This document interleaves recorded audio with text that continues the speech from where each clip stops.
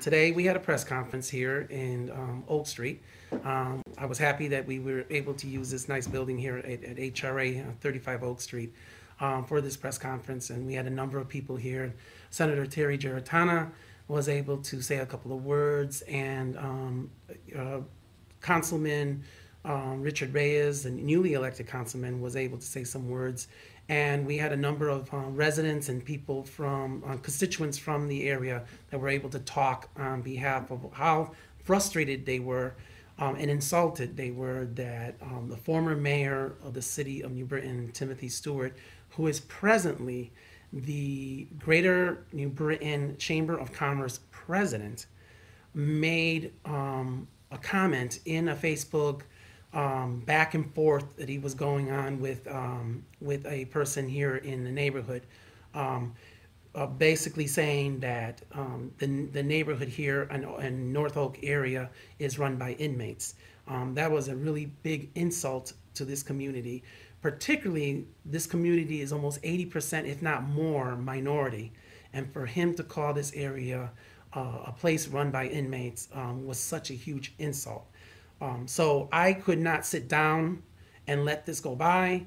I have known people telling me how he can bully people on Facebook in the past and remarks that he's made in the past, and really no one has called him on it. But I could not let this one go by. This was serious to name people in my district, because this is part of my district, to name them as inmates, or to make that comment was just horrible. It was an insult to the people of this community, and I had asked him for an apology. My understanding is that he made an apology when he was interviewed by the Herald earlier today. But now I'm also questioning, why would he be president of the Chamber of Commerce if this is how he feels about this community, that we're a bunch of inmates?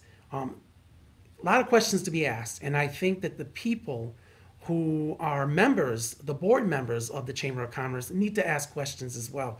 And I'm also going to be calling out the small businesses in the community and ask them how they feel that their chamber president had made these derogatory remarks on Facebook.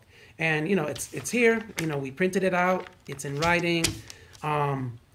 Unfortunate that he made those remarks, but this cannot be put under the rug. We need to do something about it. We need to take action. And I'm hoping that some action is also taken within this community because of the blighted properties that we've had in the North Oak neighborhood for so many years. It's time for action. We need to hold these landlords accountable. I know that 4 years ago, the former mayor of one of our former mayors of the city of New Britain, Tim O'Brien, had tried to put into context and put into law some really strong language on how to deal with landlords in the city of New Britain. A year after he had lost his position as mayor, the council then took that language away and made it much easier again for landlords. And it's wrong.